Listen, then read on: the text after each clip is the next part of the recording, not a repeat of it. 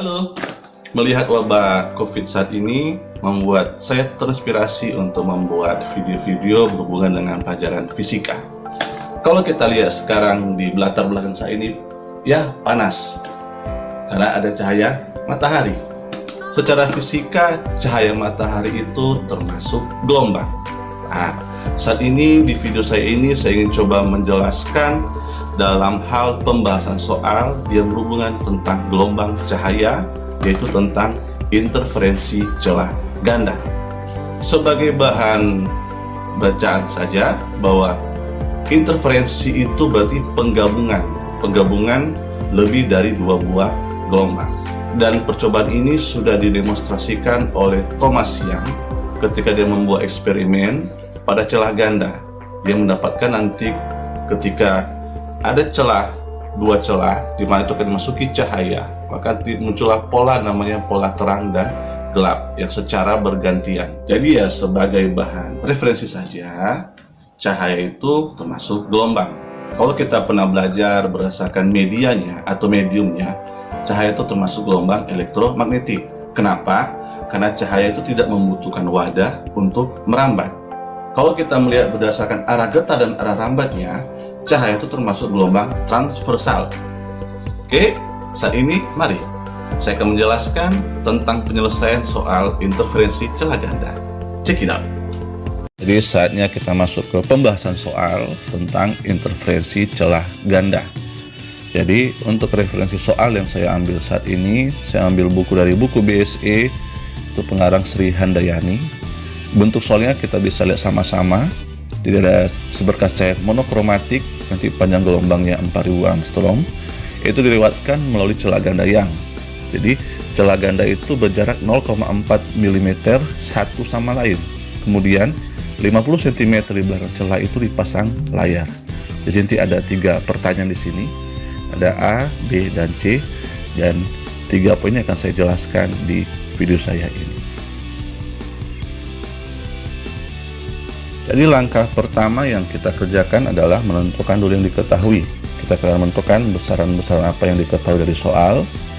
Dan dari soal ini kita bisa lihat ada 3 besaran yang sudah diketahui. Itu yang pertama lambda, itu panjang gelombang cahaya yang berinterferensi. Nilainya 4000 Armstrong. Kita ubah jadi 4 ke 10 pangkat minus 7 meter. Kemudian L itu jarak celah ke layar 50 cm atau 0,5 meter. Dan kita ketahui jarak antar celah itu D 0,4 mm sama dengan 4 kali 10 pangkat min 4 meter. Baiklah, kita akan bahas dulu yang pertanyaan A, itu jarak garis terang pertama dari terang pusat.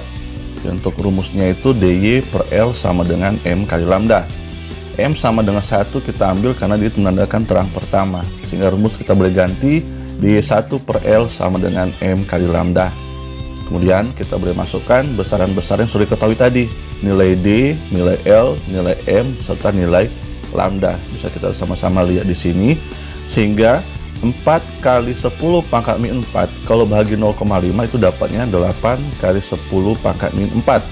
Sedangkan diluaskan kita lihat 1 kali 4 ya tetap 4 kali 10 pangkat minus 7 meter, sehingga Y1 sama dengan 4 kali 10 pangkat minus 7 per 8 kali 10 pangkat minus 4. Hasilnya itu kita bisa lihat sama-sama 0,5 kali 10 pangkat minus 3 meter.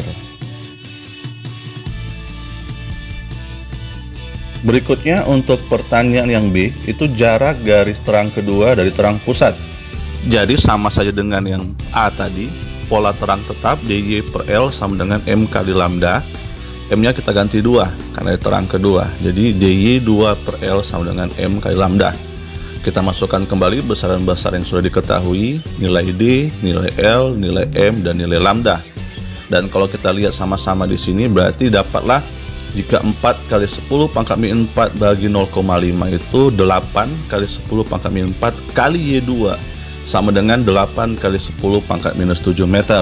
Nah, sekarang kita pindahkan saja yang di ruas kiri itu angka 8 kali 10 pangkat min 4, sehingga Y2 sama dengan 8 kali 10 pangkat minus 7 meter dibagi 8 kali 10 pangkat min 4, itu hasilnya sama dengan 1 kali 10 pangkat minus 3 meter. Untuk yang bagian C, itu menentukan jarak antara garis terang pertama dengan garis terang kedua pada layar. Kalau kita lihat di layar ini, dapat lihat selisih antara terang pertama dengan terang kedua itulah delta Y. Jadi delta Y itu sama dengan Y2 kurang Y1. Nilai Y2 dengan nilai Y1 sudah kita hitung di sebelumnya, untuk pertanyaan A dan pertanyaan B. Sehingga kita masukkan saja nilainya, sehingga nanti dapatlah delta Y sama dengan 0,5 kali 10 pangkat minus 3 meter. Jangan lupa saksikan video-video saya nanti berikutnya yang berhubungan dengan tentang fisika. Ingat, tetap stay at home saat ini, jaga kebersihan, jaga kesehatan. Bye-bye.